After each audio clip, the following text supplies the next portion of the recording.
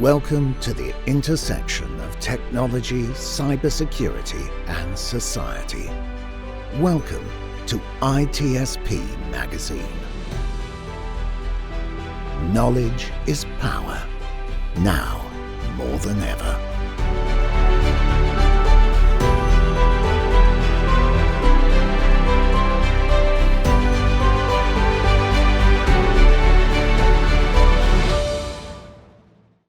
Hi everyone, my name is Chloé Messdaghi, and I am your host today of the ITSP Magazine's podcast series, Secure Your Strategy. And with me, I have Sam. Sam, say hello and tell a little bit, everyone, who you are.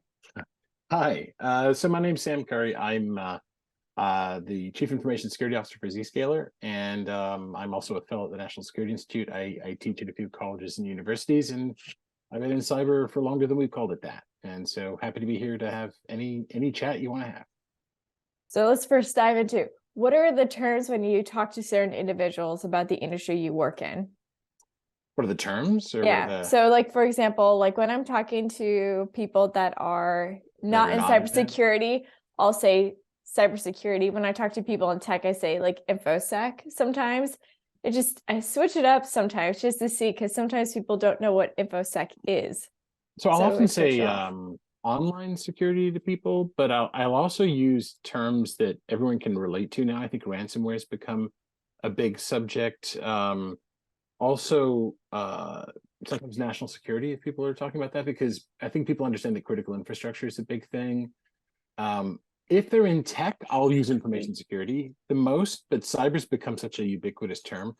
I used to shudder when I first heard it used to mean all of it, but you got to change with the language. Just like I used to shudder way back when we used the term hacker, because hacker didn't mean attacker back then. It meant somebody who's really good at coding originally, and of course that became synonymous with hacking as we know it now. But yeah, so those are some of the terms I use, but I try to keep it as non-technical as possible, as much as possible, because anybody in the industry will forgive me so long as I don't take too many shortcuts, and anybody outside of it, I don't want to feel shut out. Yeah, that makes sense. It's, expanding your language and also the terminology. I like that you brought up cyber, because that's one of those ones I still kind of cringe here and there, but I understand like that's where we're going, and I'm convinced start utilizing it. Oh yeah, I'm pretty sure that started with the government, by the way. I'm pretty sure cyber became popularized with legislators and government platforms, and so it got really quickly into the mainstream in the media. It is what it is, right? Yeah. Let's use it. Exactly. So Sam, what are the things that, keeps you up at night as a CISO? I know that's a huge loaded question. There's probably an enormous list in your head, but what is the one thing that you feel, if you could do it correctly, how to make your team more proactive than reactive? So I find like that's a huge thing that we're trying to do in this industry. We always are trying to do.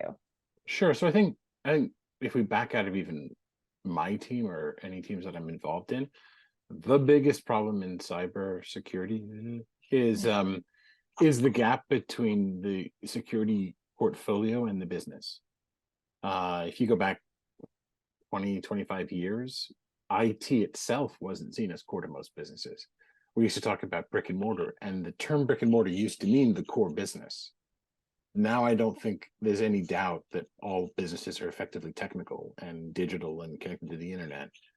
But most chief information security officers, CISOs or CSOs, are still seen as either hobbyists or people they're not really business people first. And that's grossly unfair, but it's not, something that they haven't, we have to work to bridge that gap. We have to earn the right to sit at the full C-level table, which means we have to talk about more than just cyber risk.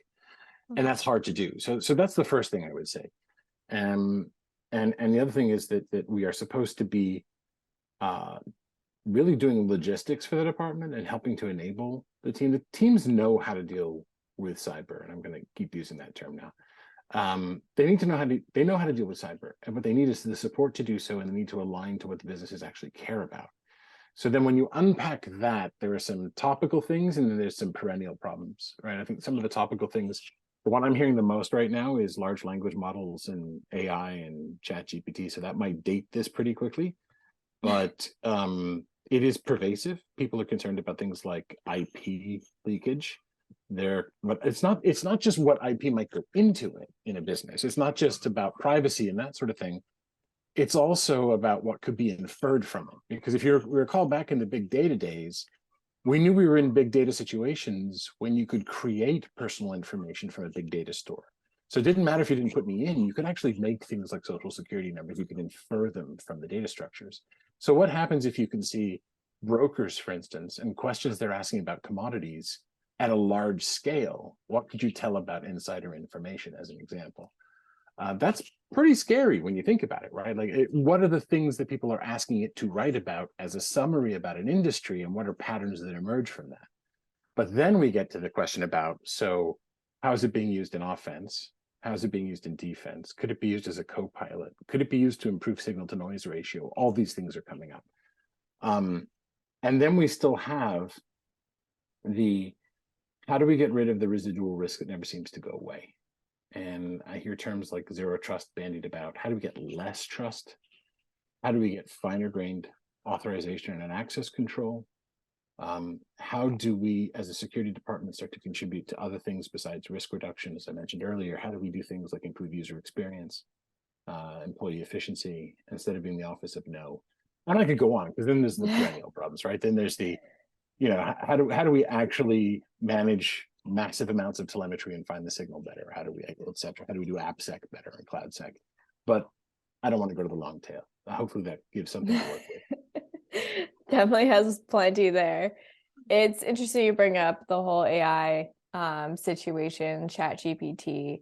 I think that's like the one that I kept hearing about at RSA conference. Like, was every time you meet with someone, they're like, so what do you think the risks are going to be with AI, or the growing of AI?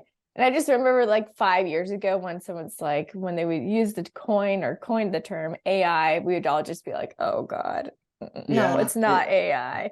But now it's like, oh wow, we're getting close here. Now it's, what can we predict? What are things that we're not going to know at all until over time? Yeah, one of the things that was amazing is the rise of, let's take ChatGPT and GPT-4 in particular, the rise of those as services was so stunningly fast and caught the public imagination that by the time they cut off sessions for RSA conference last year, and until it actually came out several months later, and then soared to 100 million users, happened before the conference began.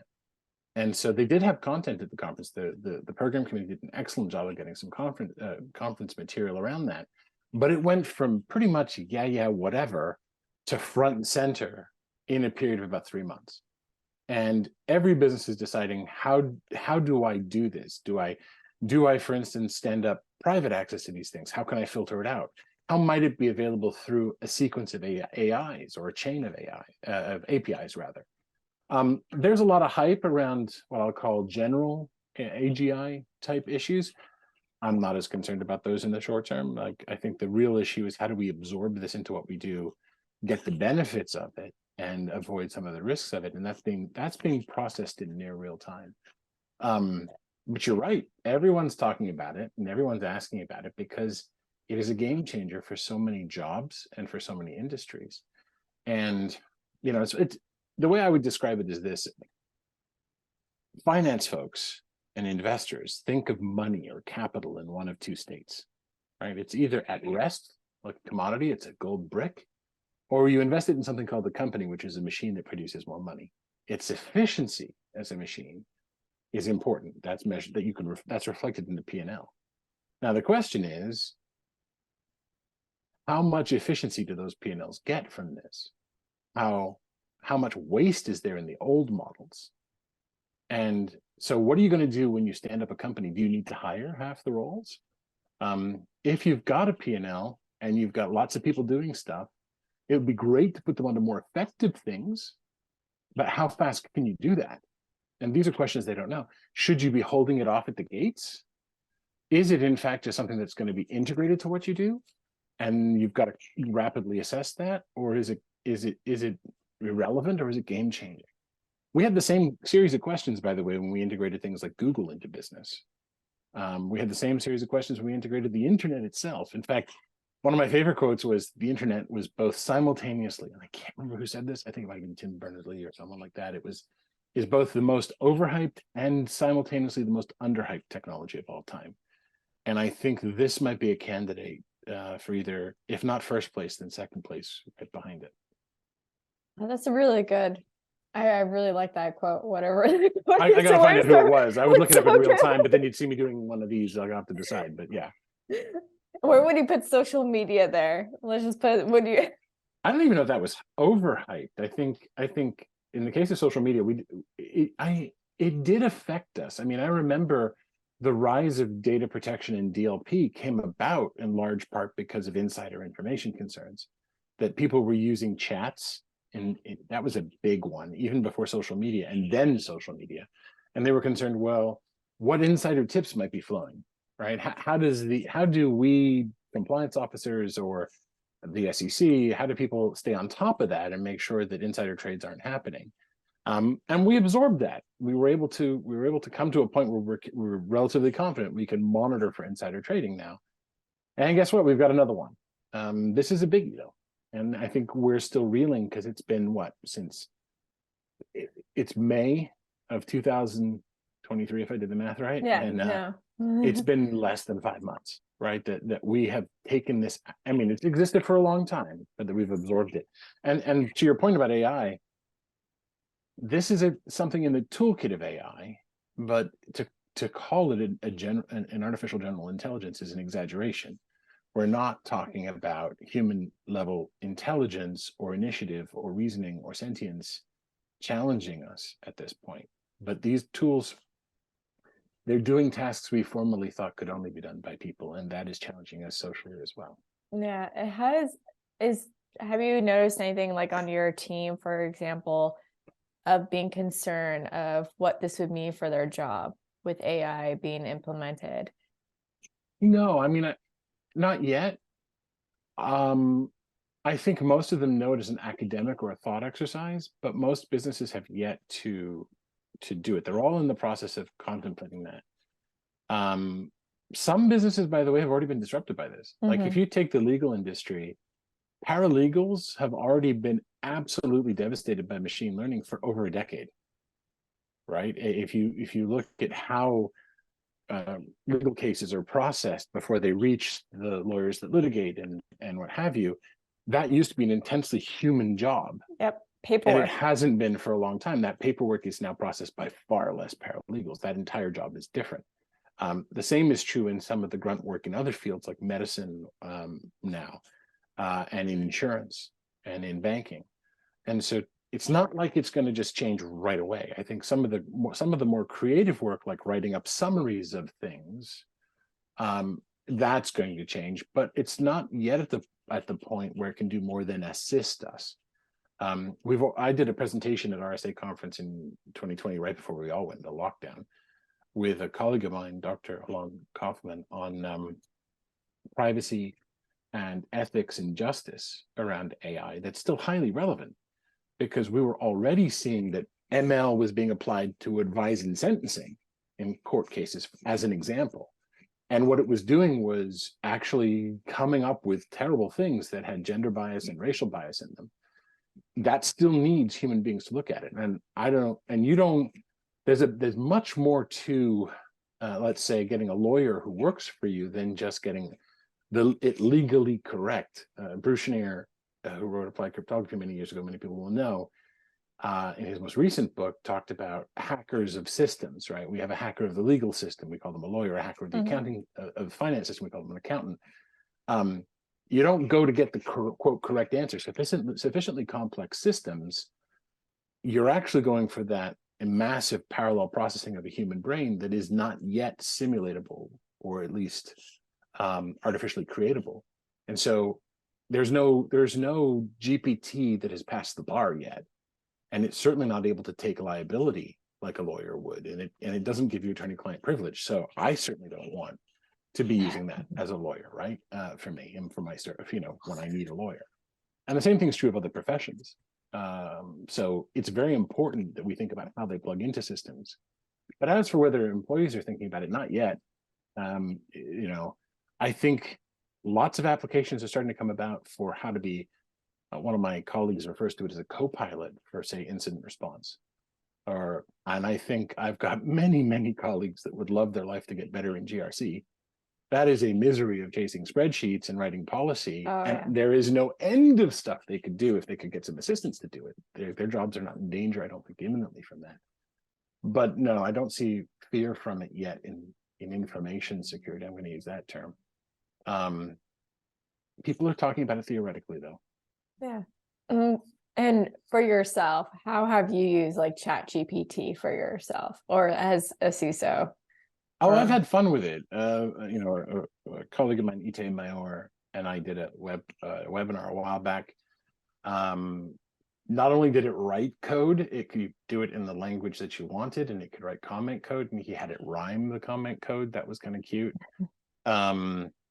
I've had a few ideas about how you can use it to deal with some intractable problems like reducing tech debt.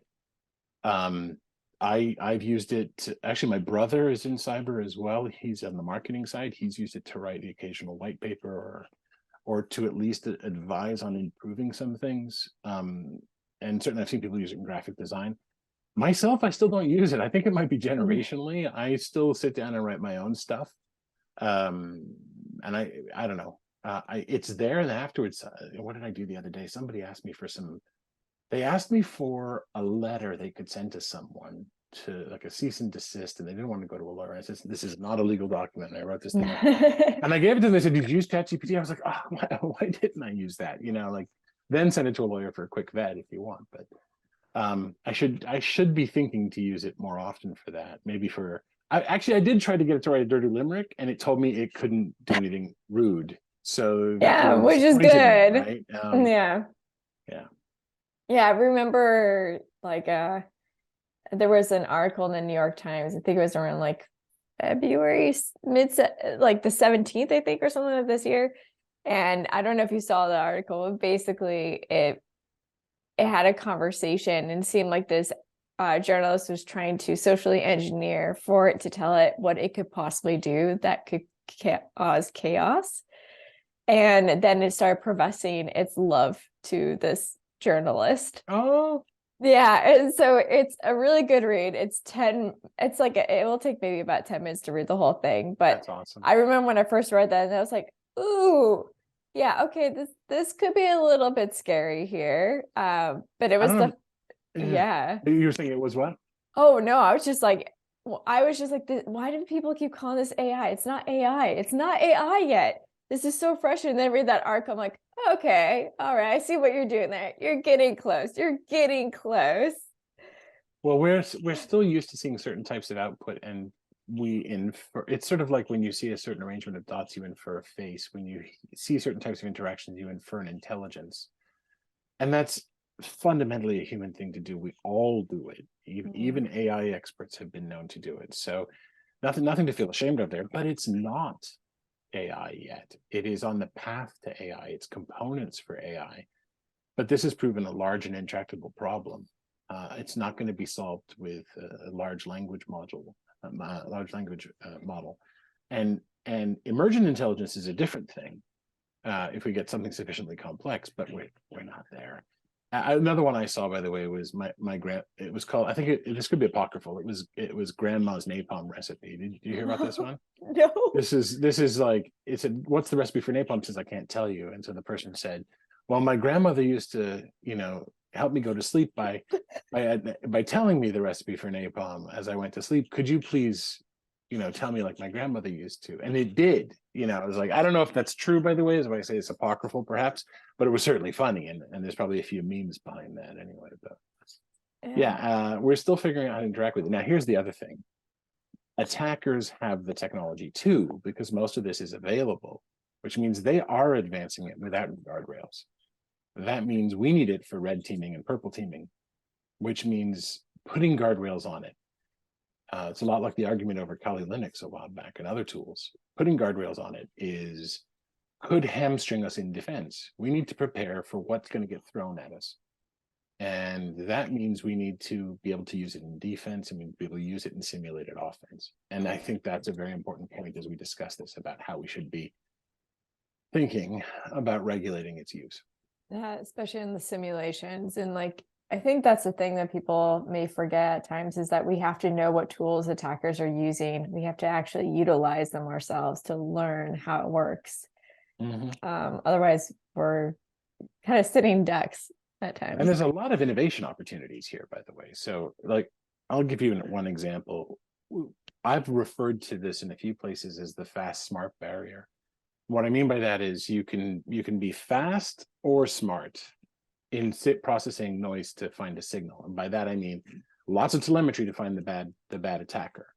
And so occasionally you get a breakthrough where a company comes along and they say, I found a new way of doing a data structure, and it raises, but you still have this trade-off, fast, smart. And I believe that these LLMs, these large language models and their derivatives, the cousins of ChatGPT, raise it again to a new point. And that means there's an opportunity for some innovative companies to use this to improve us in defense. That means processing and getting context, which is something I discussed recently with Daniel Miessler. So that'll be going public soon. It's well worth looking to some of his work as well. That means context, and think of it as correlation, maybe 3.0 or 4.0. The chance for us to find the bad people in our networks and their tools has an opportunity, which means there's a business opportunity. So rather than is our job going away, I think people should be thinking, who could I go into business with and test this with and build it out? And it's not just the people who can build it, it's the people around that are going to take it to market and invest in it and fund it. And it could be an engine for innovation in cyber as well, or InfoSec. I could see that happening. I mean, I remember maybe like 10 years ago when you would go to VCs, they wouldn't ask like, what's the security like on your innovation? And then now they do. Oh, yeah. So it's becoming a lot more clear in how the VC community is starting to really recognize security plays a massive role in innovation. Otherwise, you can invest in something, and then if you have a massive breach, that's going to take away your operations for like 3 weeks or more. Well, the reputation is destroyed, right? And so you've got a few problems. One is you won't be able to embrace new tech if you aren't certain that you're doing security right, especially APIs and web services and integrations with partners. Then if you get taken down, you'll lose the faith, trust, and the ability to work with your partners and customers. And then your reputation could just be mud, right? You'll lose employees. It could destroy your brand. And this is now much more likely to happen. And the rate at which companies expand and become targets is so much faster than their security programs mature from zero.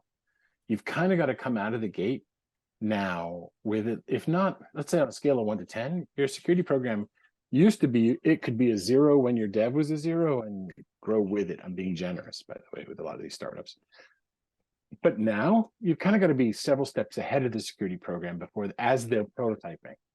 You've got to be thinking about GDPR, and you've got to be thinking about privacy, and you've got to be thinking about data sovereignty, and one day being FedRAMP, and your ISO, and your NIST, and your CMMC, all of these things, all these more acronyms for people.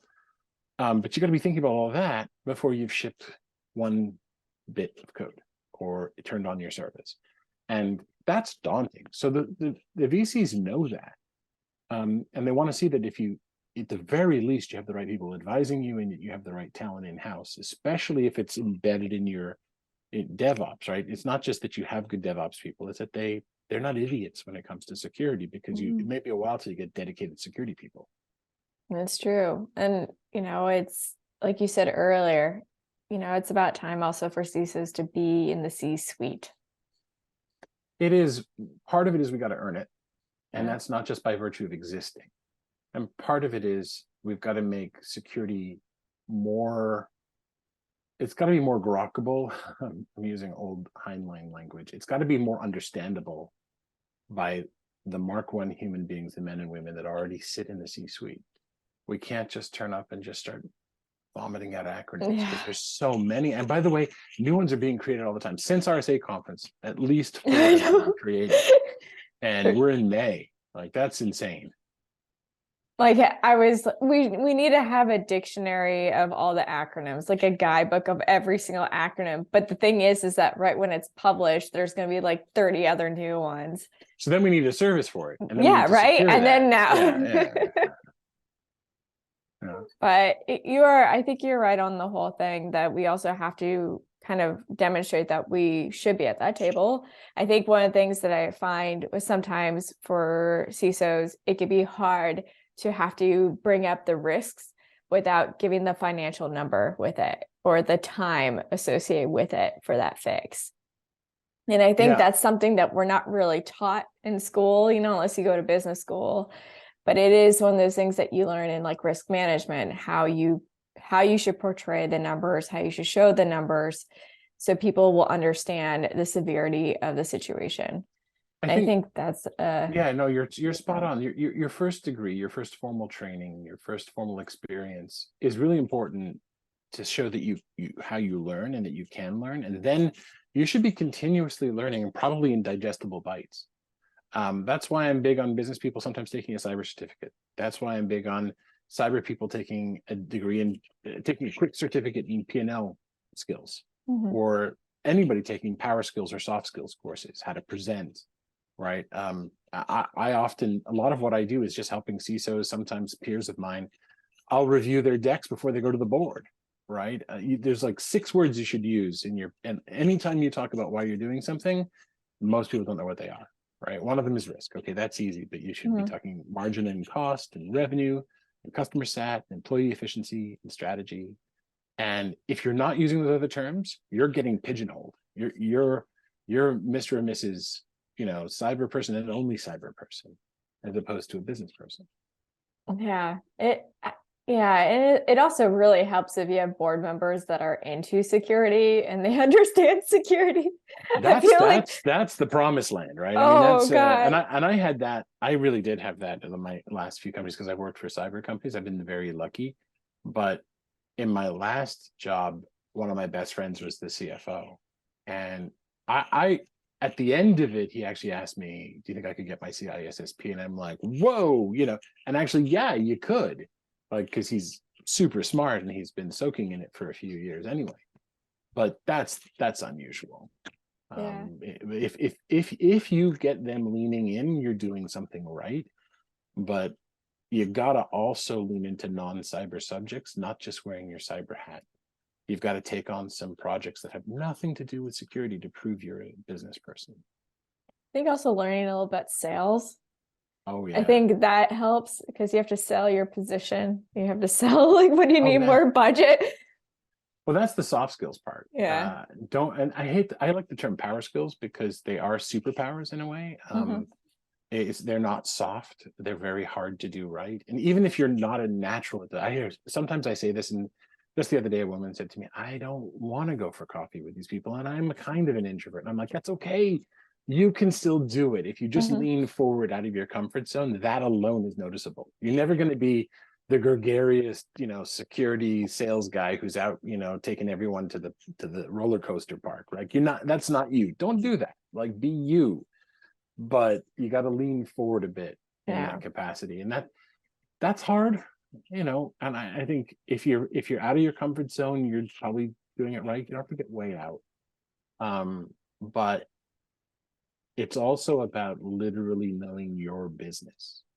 Yeah. Right. If a CISO is asked, what is the core business of your company, he or she should be able to answer it. Every time they should say, this is how we make money, and I have to help do that.